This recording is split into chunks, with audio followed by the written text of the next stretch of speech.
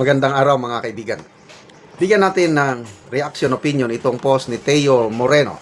Sabi niya, "Hi! Hindi ito yung Bongbong Marcos na nakita ko noong 2022. Buhay pa pala siya?" Ang pagtatanong ay hindi kasalanan. Bakit? Nabanggit ni Teo, yan, isinare niya yung screenshot ni PBBM na nagsasalita. Nagre-report na naman sa taong bayan. Bakit nabanggit niya na, ay, buhay pa pala? Ang napansin ko is yung pangangayayat ng Pangulo. Yung dati niyang pangangatawan, nung 2022 election, very healthy pa siya. And even itong early years ng kanyang presidency, okay ang pangangatawan. Bilog. Kaya lang itong inamin niya na meron siyang diverticulitis. Ayan, no? I might be wrong, ha? Tingin ko, nangangayayat pa rin. Hindi pa bumabalik yung dating pangangatawan. Ano bang rason? Bakit? Ako, problema ko ang katawan ko eh. Gusto kong maging payat, sa totoo lang. Kanina, nag-walking exercise ako. Ay, nakasalubong ko yung isa kong dating kakilala. Sabi niya, "Sir, ikaw manday na. Di na kita na ilan, nanambok naman ka." Hindi na daw niya ako nakilala dahil lumaki ang katawan ko. Problema ko talaga. Paglaki ng katawan, gusto ko yung payat. Gusto ko yung payat na ganito, pangangatawan ng Pangulo. Maganda yung papayat ka na wala kang sakit.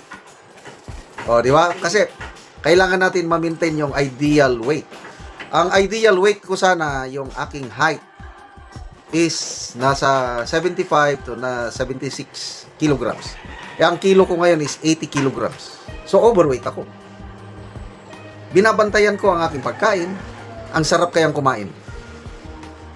Kaya lang, ayokong ma-overweight dahil basta nag-overweight ka na, marami ka ng sakit. Okay. So, kumusta na kaya ang kalusugan ng Pangulo? Pagpunta niya sa UN, di ba? Na holy cam siya, tumutulo ang kanyang sipon. Sabi ni Auntie Claire, siguro dahil lang sa lamig. I don't think so. Once na sinisipon ng tao, that's indicates na mayroong bacterial infection whatsoever. Ako, matagal na akong hindi sinisipon. But lately, kahapon lang, 2 days ago siguro, naramdaman ko, parang may umaano dito sa Alam ko na yung sintomas ng sipon. May nakaready na akong gamot, BioFlu. Yeah. Take in ako ng BioFlu. Plus, meron akong mga herbal. Everyday, may herbal ako. Ano yung herbal ko? 3 hangtod 4 ng ngipin ng ahos o bawang, garlic. Dinidikdik ko yan. And then, pag nadikdik ko na, pabayaan ko siya ng 10 minutes. After 10 minutes, kakainin ko na yan. Ilunok ko lang sa tubig. Tapos ang iba ko, powder. May powder ako na turmeric, chili powder, cinnamon, at saka konting pamienta. Dinadagdagan ko yan ng lemon. Dinadagdagan ko ng honey. Dinadagdagan ko ng olive oil. Everyday yan. Yan ang aking kwan. Yung 2 days ago na parang nagsisimulang sipon, madaling nawala. Kaya, again, healthy na naman tayo. Pag yung sipon, matagal mawala, tapos ang sipon, magiging lagnat, magiging ubo, wala na. Mahina ng iyong immune system. So, ito, napatunayan ko, lumalakas ang aking immune system. Dahil sa lifestyle, nakakatulog ng maigi, exercise, ganun. So, balik tayo sa Pangulo. Meron siyang broadcast na naman, nag-vlog siya, nagre-report siya sa kalagayan ng ating bayan. Walang iwanan, sabi niya. Ito, pakinggan natin. Papatuloy ng DA, ng Department of Agriculture, ang mga kababayan.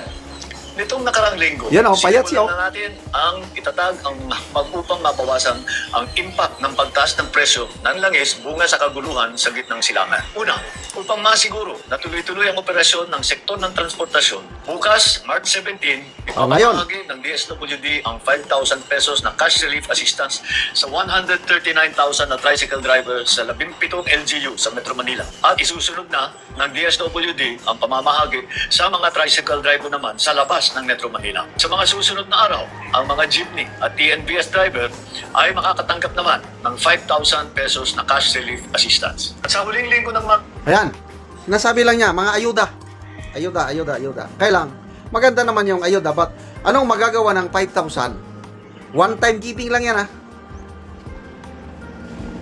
2 linggo, wala na. Ang problema ngayon sa langis, nakikita ko, I hope I am wrong, magtatagal pa ito. Nagpa-gas ako kahapon, nabuta 69 per liter, ano. Aabot pa yan, papataas pa yan. Bakit? Ito, ang problema na, I don't know sa inyo, ako, personal opinion ko lang, ha, pwede kong isisi sa foreign policy ng Marcos Jr. administration. Gera ng Iran versus Israel and US. Yung mga barko na nagdadala ng langis papunta sa Pilipinas, dumadaan sa tinatawag na Strait of Hormuz. Konting daanan lang yan ng mga barko. Kontrolado yan ng Iran. Ang sabi ng Iran, lahat ng mga barko na kaalyado ng US at Israel, hindi yan makakadaan. Ang mga barko na walang connection sa US o neutral, yan, sila lang makadaan. Anong Pilipinas? Dahil sa foreign policy ng Marcos Jr., dumikit sa US, inalaw niya na may mga US military bases dito. Hindi makakadaan ang ating mga barko dyan na magdadala ng langis. Kaya, magtatagal pa itong, kawawa ang Pilipino. At kung panahon lang sana ni Tatay Digong, kaibigan siya sa China. Ang China at Iran magkaibigan. Kung Digong ang presidente ngayon, hindi tayo masyadong apektado. Bakit? Makakadaan ng mga barko dahil sa magandang relasyon natin sa China. Hindi ako pro-China. Hindi ako pro-US o pro-Pilipino ako. Ini-explain ko lang. Tatagal itong problemang ito. Tataas pa ang presyo ng crudo, gasolina at iba pa dahil sa giyera ng Middle East at dahil yan sa foreign policy ng Marcos Jr. administration.